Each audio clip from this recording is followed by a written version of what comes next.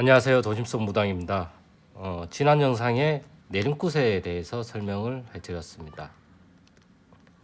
내림굿에 대해서 대략적인 설명을 해드렸고요. 이 내림굿이 이제 어떻게 이루어지는지 다시 한번 말씀을 드리면, 어떤 사람이 이제 허튼 소리를 하고 이 허튼 소리를 잡아가는 과정에 의해서 가리와 내림이 되어지게 되는 거고, 최종적으로 이제 개업시 비슷하게, 신고시 비슷하게 이제 내림굿이라는 것으로 인해서 나란 사람이 이제 무당이 되었다는 이제 신고식이죠. 이런 신고식을 한 다음에, 원래는 이제 한 마을에 이제 무당이 한 명이었다고 한다면, 이렇게 제자를 내면 이 마을 사람들한테 이 제자가 이제 정식적인 무당이 되었다고 이제 이렇게 선포를 하는 거예요.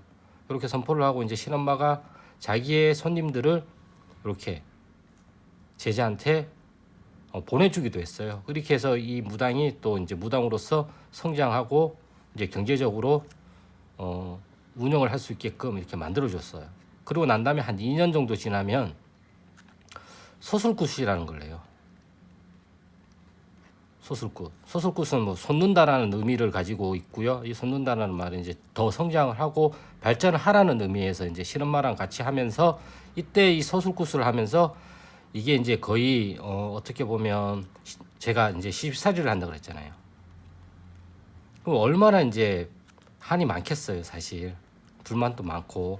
그렇잖아요. 모든 사람이 다 개개인이 특징이 있고 성향이 다르고 본인들이 생각하는 가치관도 다른데, 이런 것들을 거의 신엄마한테서 이제 항변을 못하고 자기가 그런 것들을 계속 해야 되기 때문에 억울함도 있을 것이고 오해도 있었을 것이고, 또 자기가 하지 못했던 말도 많았을 거 아니에요.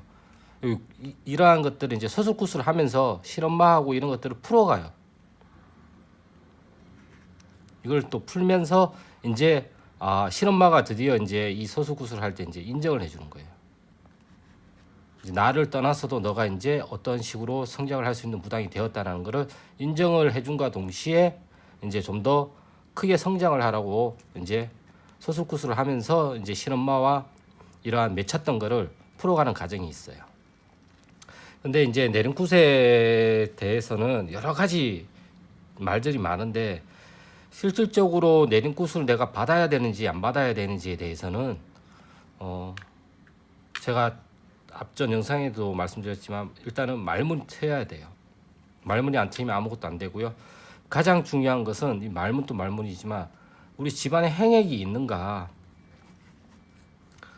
줄초상이 났는가, 뭐 연거푸 사업이 망하든가, 좋지 않은 일들이 계속적으로 나타나든가, 이러한 현상들이 나타난 사람들도 내림굿을 받아야 할 대상자지, 이 사람들이 꼭 내림굿을 받아서 무당이 되어야 한다는 건 아니에요.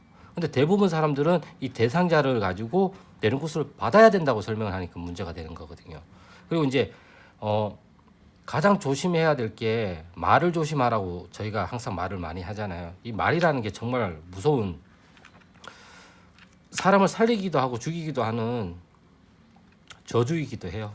이 말 때문에 모든 것들이, 너가 만약에 무당이 되어야 된다고 얘기를 하면 좋지 않은 일들이 계속 생기면, 사람은 한 가지에 꽂히면 그것만을 보잖아요. 우리가 빨간색에 꽂히면 주변이 다 빨간색으로 보이고, 그렇듯이 이게 이제 내가 내림굿을 받아야 된다는 것을 무당한테 이야기를 들었다고 한다면, 이게 계속 그 방향으로만 가요. 가족이 닥치면 혹시 그것 때문에 그런가, 뭔가 좋지 않은 일이 생기면 또 이것 때문에 그러지 않은가, 그래서 계속 눈덩이처럼 붉어져요. 그래서 이게 불안과 두려움이 나를 잡아먹어 버려요. 불안과 두려움이. 그러다 보니까 이 사람이 어쩔 수 없이 뭐 자손 때문에, 자식 때문에, 가족 때문에 어쩔 수 없이 내림굿을 받았다. 물론 이러한 경우도 있어요. 없다라는 게 아니에요. 근데 이러한 것을 가지고 이용을 하는 사람들이 문제라는 것이죠. 제가 설명하고 싶은 거는, 정말 내림굿을 받아야 될 사람한테는 이런 말을 안 하고, 내림굿을 받지 않아도 될 사람한테 무조건 내린굿을 받아야 된다고 하고 나한테 안 받으면 어떤 일이 일어나고 내린굿을 받지 않으면 너희 집안에 행위에 끼고 자손이 다치고 어쩌고 저쩌고 블라블라 얘기를 한단 말이에요. 설사 정말 이러한 것들이 눈에 보이고 내가 그렇게 믿는다고 하더라도 말을 할 때 말을 조금 뉘앙스를 바꾸던가 좀 다른 식으로 좀 알아들을 수 있게끔 설명을 해줘야 되는데 너무 대놓고만 이제 얘기를 하다 보니까 저는 그런 게 별로 좋지 않은 거라고 생각을 하고 있기 때문에 저 역시도 되도록 이런 말들을 삼가하려고 많이 노력을 하고 있는 편이고요. 말이라는 건 아다르고 어다르기 때문에 이러한 말들 때문에 오해와 곡해가 우리가 생기듯이 이러한 이게 무당들이 점사를 볼 때 너는 내린굿을 받아야 된다고 얘기하는 것도 정말 조심해야 되는 것이고 신 테스트를 통과했다고 해서 다 내린굿을 받는 것도 아니에요.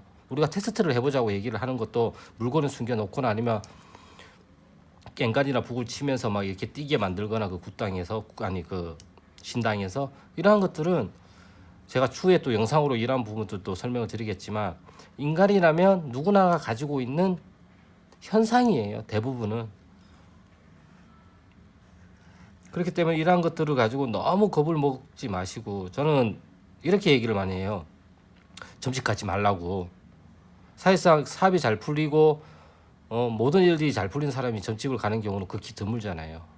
대부분 인생에서 어떠한 방향성을 잃었거나 하는 일이 많이 막힐 때나 일이 제대로 풀리지 않거나 내 인생은 왜 이렇게 답이 없이만 자꾸 진행이 되어 가는지에 대한 어떠한 답을 얻고 싶어서 아니면 뭔가를 바꿔보고 싶어서 가는 건 맞는데 이게 이제 혹대로 갔다가 혹 붙이고 온다고 오히려 더 안 좋은 소리들만 계속 하니까 오히려 이러한 거에 대해서는 저항감이 생겨요. 무당이 해주는 거는 변호사 역할이에요.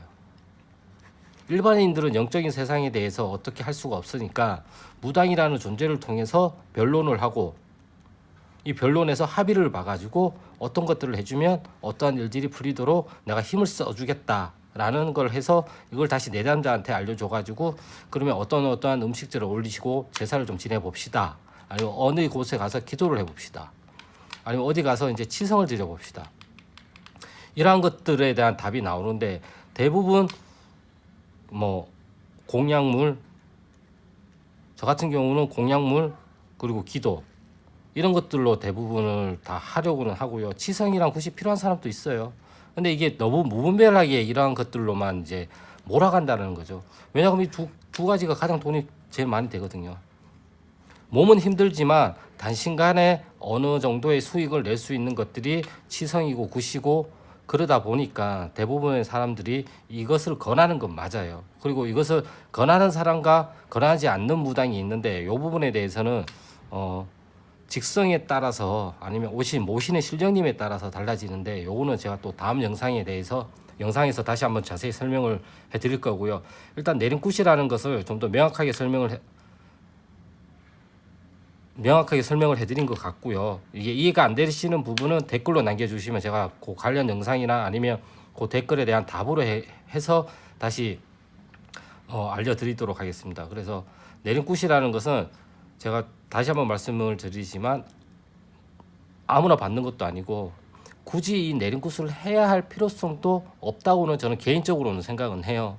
물론 하면 좋은 거예요. 근데 내가 여유 자금이 없는데도 불구하고 내린굿을 해야 된다는 거는 대출이 1억인데 거기에다가 대출을 3, 4천을 더 껴서 빚만 더 늘어나게 되는 거잖아요.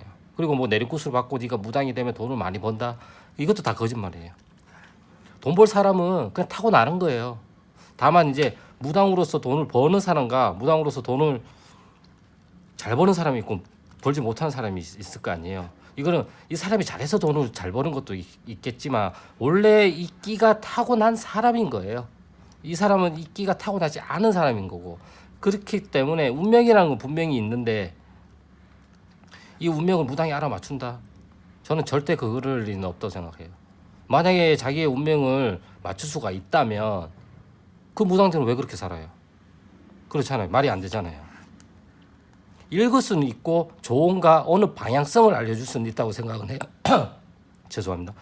방향성을 알려줄 수는 있다고는 생각은 하지만 그게 진리고 진실이고 가야 될 길이 단지 그 길 하나만 있다라는 거는 아니라는 얘기를 제가 드리고 싶은 거예요. 그래서 이런 내린굿을 받아야 된다는 생각을 하시거나 아니면 그러한 말들을 들었다 보면 다시 한번 자기의 과거를 한번 들여다보세요. 과거에 내가 정말 내가 표현을 하지 못했던 게 많았던가, 한이 많았던가, 피해의식이 많았던가, 내 가치관과 내 신념이 잘못돼서 세상을 잘못 보고 있지는 않았는지, 거기에 대한 판단이 먼저예요. 내린굿은 부차적인 거예요. 그래서 저 같은 경우는 상담을 할 때 항상 이렇게 말씀을 많이 드려요. 현실적인 부분을 먼저 생각을 해야 된다는 거죠. 현실적인 부분을 생각을 안 하고 무조건 현실을 벗어난 걸 생각을 하면 이 현실을 똑바로 보지 못하고 있다라는 반증명이거든요. 그러다 보니까 내가 정말 지금 내 눈앞에서 내가 뭘 해야 될지를 먼저 생각을 하시고 그걸 행동으로 옮긴 다음에, 그런 다음에 이러한 얘기를 들었다 그러면 내가 정말 여기에 속하는 사람인지 아닌지, 예. 일단은 줄초상이 나지 않는 이상은 내린굿 대상자가 아니에요. 과거에는 내린굿도 그렇게 많이 나오지도 않았고 실험바가 낼 수 있는 게 평상시에 10명도 안 됐어요. 근데 지금 찍어내잖아요. 무슨 공장도 아니고, 예? 제품 생산하듯이 막 찍어내잖아요. 이 부분에 대해서도 제가 다음 영상에 또 조만간에 내린굿 다단계로 설명을 해드릴 거예요. 그래서 오늘은 제가 또 말씀을 드리고 싶었던 거는, 내가 내린굿 대상자인지 아닌지에 대해서는 우리 집안의 행액이 꼈는지 안 꼈는지, 그러면 이 행액은 뭘로 판단을 하냐? 일단 줄초상 정말 3명에서 뭐 7명까지 갑자기 급사를 하거나 막 돌아가시거나 그런 일이 일어나는지, 아니면 사업이 계속 안 좋아지든지, 그렇죠? 망하든지, 그리고 정말 내가 영적인 현상을 겪는지, 막 귀신이 보이고 막 지나가는 사람을 보면 막 어떤 말을 막 하고 싶어서 막 몸이 근질근질하고 막 그러지 않는 이상은 내린굿에 받아야 되는 대상자가 아니에요. 신기가 조금 있다고 해가지고 다 내린굿 대상자가 되는 건 아니거든요. 신기는 앞전 영상에서 설명을 했듯이 다 있는 거예요. 그러니까 마지막으로 제가 설명을 드리고 싶은 거는, 이런 줄초상 아니면 정말 좋지 않은 일들이 연속적으로 계속 일어나든지 아니면 영적인 현상이 일어나든지, 이게 아닌 이상은 내리굿 대상이 절대 아니에요. 꿈 몇 번 맞았다고 해서 다 대상이 되는 것도 아니에요. 그 촉은 누구나 다 가지고 있어요. 이거는 인간이라면 누구나가 다 가지고 있는 거예요. 특히 여성분들이 좀 더 크죠, 이러한 것들이. 아시겠죠? 그래서 이러한 것에 속하지 않는 이상은 내리굿 대상자가 절대 아니다. 그러니 그런 말씀을 드렸다고 한다면 그냥 흘려 듣고 내 삶을 좀 더 적극적으로 사는 게 더 좋다고 생각을 하고 있습니다. 그럼 다음 영상에서 왜 굿을 권하는지, 아니면 왜 어떤 무당은 굿만 하는지, 어떤 무당은 말문으로만 풀려고 하는지, 거기에 대해서 설명을 해드리겠습니다. 감사합니다.